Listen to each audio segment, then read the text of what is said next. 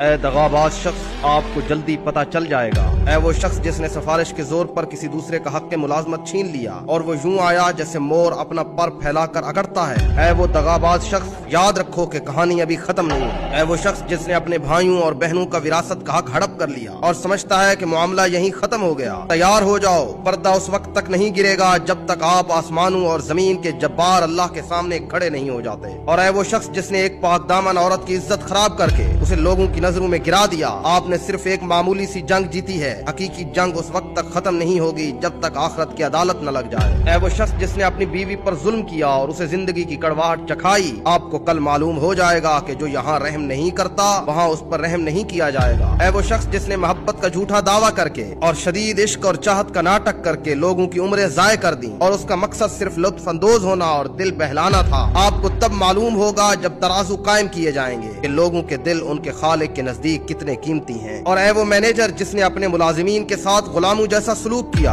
اور انہیں ان کے رزق کے معاملے میں ذلیل کیا اور ان کی عزتوں کو پامال کیا اور ان کی آبرو کو بہایا، آپ کل دیکھیں گے کہ بدلہ عمل کی جنس سے ہی ہوگا۔ اور اے وہ قاضی جس نے رشوت لی اور اے وہ انجینئر جس نے دھوکہ دیا اور اے وہ ہسپتال کا مالک جس نے لوگوں کو اپنے دروازوں پر مرنے کے لیے چھوڑ دیا کیونکہ ان کے پاس علاج کی قیمت نہیں تھی، اور اے وہ عمارت کا مالک جس نے لوگوں کو سڑک پر پھینک دیا کیونکہ وہ کرایہ دینے میں تاخیر کر گئے تھے، اور اے وہ شخص جس نے جادو کروا کر لوگوں کی زندگیاں برباد کی، اور اے وہ شخص جو چغلی کھا کر دلوں کی محبت خراب کرتا رہا، اور اے ساس پر ظلم کرنے والی بہو اور اے سسرال والوں کے ساتھ برا سلوک کرنے والی عورت، ہم سب کا وعدہ روز قیامت ہے۔ اے دغاباز شخص، تم بخشے نہیں جاؤ گے جب تک کہ تمہارا حساب نہ لے لیا جائے۔